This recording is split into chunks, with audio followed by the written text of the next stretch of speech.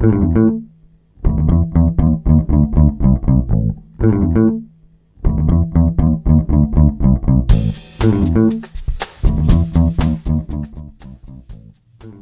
the deal. I'm from Wisconsin. For football, that's the Green Bay Packers. But I live in Chicago. For football, that's the Chicago Bears. Guess which two teams are playing each other in the NFC Championship game this coming Sunday? What's a boy to do? You know what the truth is? I don't care. I'm Shirtless in Chicago. Welcome back to Rob's Feed today. This is episode number 95. And I'm Rob Schendel. Now don't get me wrong, I'm not one of those gays who hate sports altogether. In fact, summertime, I love sports. There was a year I had the VHS video recorder and I was taping all the Chicago Cubs games. Why, I don't know, because once the game is over, who cares? But I started to tape them. I love baseball. Basketball, that's fine. Football has just never really caught hold with me. Just not the sport I like. But it's that time of year. Super Bowl's on its way. And I guess it's going to be either Green Bay or Chicago for the NFC. Who's going to be the AFC? I don't even know who's in contention. Oh, but back there, thinking back, I used to go to so many games. The bar I was working in at the time closed at 2 o'clock. I don't know what time to get home. And the Chicago Cubs primarily played during the day, and all their games began at 1:20 in the afternoon. So I'd wake up maybe about 11 o'clock, look outside, see what the weather is like, and say, I'm going to the baseball game. And I only walk a block to the L stop, get off at Addison, walk another block to Wrigley Field, go put my money down, buy a ticket. Sat all throughout Wrigley Field and really had a great... I must have gone like 50 games in one season. So anyway, whatever team you're rooting for, if you're rooting for a team, good luck to both you and your team. So I'm reading the Logo Chicago paper yesterday, and in it I stumbled across an article about the premiere, locally at least, of the Dolly Parton musical 9 to 5. And that opening night, she herself would be in attendance. She'd go on to stage and introduce the show, and that the author speculated, because it's her birthday, happy birthday Dolly Parton, that the audience would stand up and sing happy birthday to her. I thought, well, that would be fun. Then later on, I noticed on Facebook that Broadway in Chicago was offering these super cheap tickets for that show. All you have to do is enter the promo code DOLLY. Well, I can spell DOLLY. So I said, what the hell? Let's see what kind of tickets I can get. And I got row H in the orchestra section for, like $35 or something like that. And so I figured, this is for the first night. So I'm going to go and get it. So indeed, I'm going to see 9 to 5 Tuesday night at the used to be the Schubert Theater, now it's the Bank of America Theater, and I'm looking forward to it. I went back to that newspaper article, and it says for the Wednesday opening. Well, then what's Tuesday? Isn't Tuesday the opening night, the first night? So I'm going to miss Dolly Parton. Unless that article is wrong and she's actually going to be there Tuesday night, not Wednesday night. I don't know. I'll see tomorrow, though. Well, actually later tonight when I go to see 9 to 5. As I'm speaking to you now, it's almost 4 in the morning on Tuesday the 18th of January. And I'm not wearing a shirt because I woke up. I've been asleep for about 5 hours, whatever. And decided, no, I don't know what I'm going to do now. And I said, well, I'm going to pull together some of the stuff I want to talk about and get in front of the camera and talk to my friends. But other than putting on this hat, I really didn't feel like doing much more, so I'm sorry. but I am shirtless in Chicago.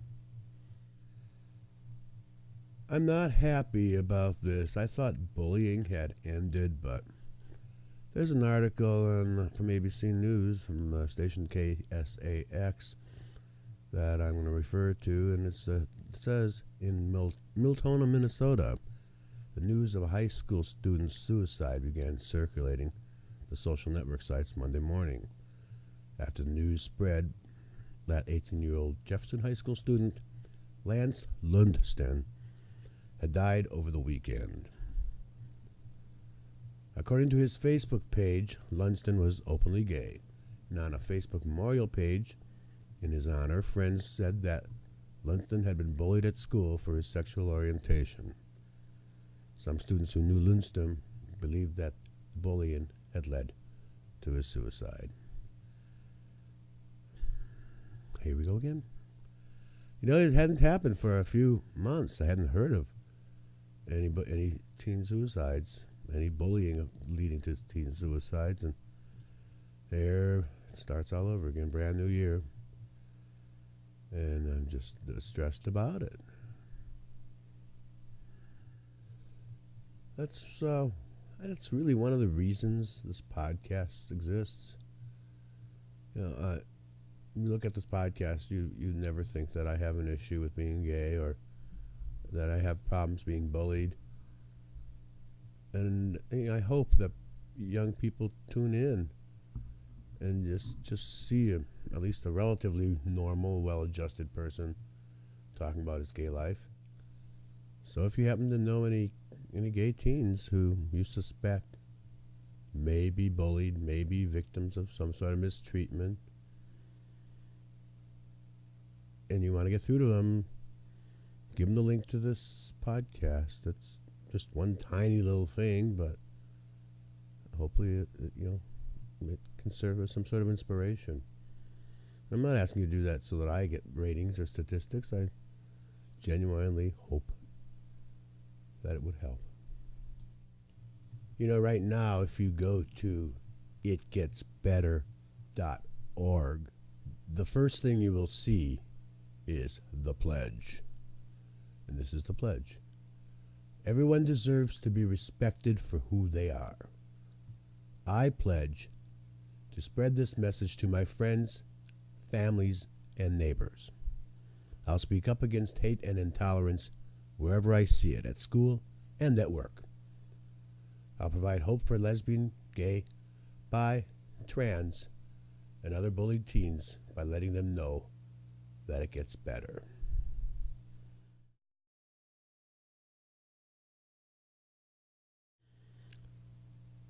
So we're still mourning the victims of the massacre in Tucson, and I turn around when I hear about the suicide. And on a personal level, the longtime partner of someone I'm acquainted with and like passed away in his sleep last night. It's kind of a bit overwhelming.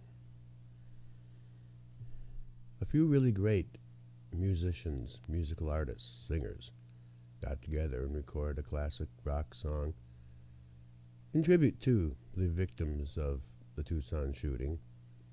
I almost think it applies to the rest of the things that the victims I was talking about today too. So I'm going to close, but I'm going to leave you with this. Imagine, sung by Sam Tsui and the R&B group Amir. It's engineered by Kurt Schneider. And when you've seen it, I want you to follow the link below it, go to iTunes, and purchase it. And on that note, that's all I'm going to say.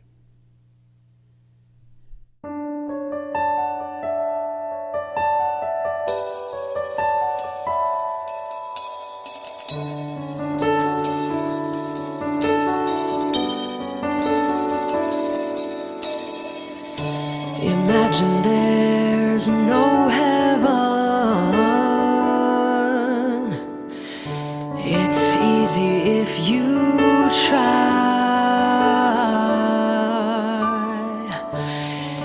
No hell